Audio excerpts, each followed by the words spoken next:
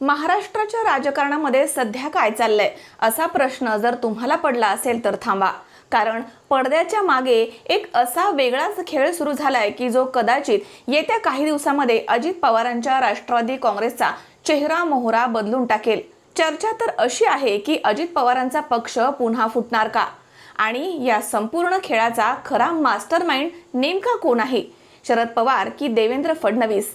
या राजकीय भूकंपाचं सर्वात मोठं आणि अचूक विश्लेषण आज आपण करणार आहोत, त्यामुळे व्हिडिओ शेवटपर्यंत नक्की बघा, कारण प्रत्येक सेकंदाला समीकरणं बदलत आहेत। नमस्कार, मी दुर्गा।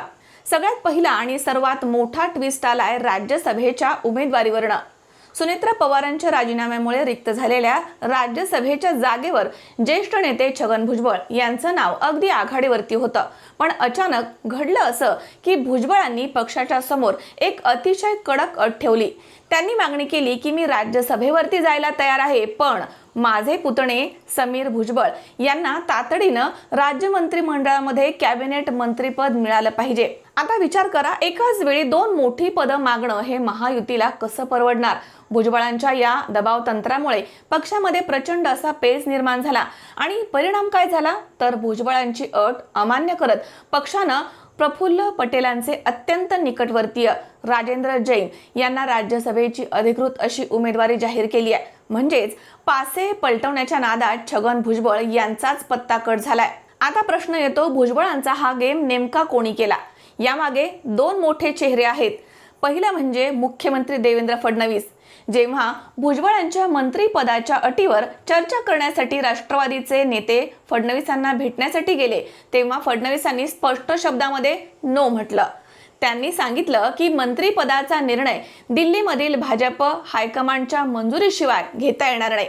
फडणवीसांच्या या स्ट्रॅटेजिक मूव्हमुळे भुजबळांची कोंडी झाली आहे।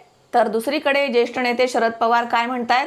शरद पवारांनी अत्यंत सावध अशी भूमिका घेत म्हटलंय की हा महायुतीचा अंतर्गत प्रश्न आहे, पण राजकीय वर्तुळामध्ये असं बोललं जातंय की महायुतीमधील या अंतर्गत विसंवादामुळे शरद पवारांच्या गटाला आगामी निवडणुकांमध्ये मोठा राजकीय फायदा होऊ शकतो आणि त्यामुळे पडद्यामागून नेमके धागेदोरे कोण हलवतंय यावर जनतेच्या नजरा आता खिळल्या आहेत। आता येऊयात मूळ मुद्द्यावर, पक्ष फुटणार का?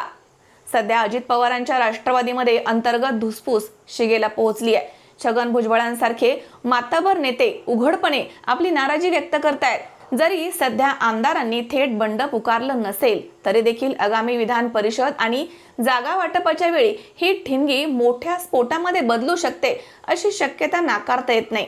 तुम्हाला काय वाटतं, भुजबळांची ही नाराजी अजित पवार गटाला जड पडणार का आणि महाराष्ट्राच्या राजकारणाचा खरा किंगमेकर कोण ठरणार?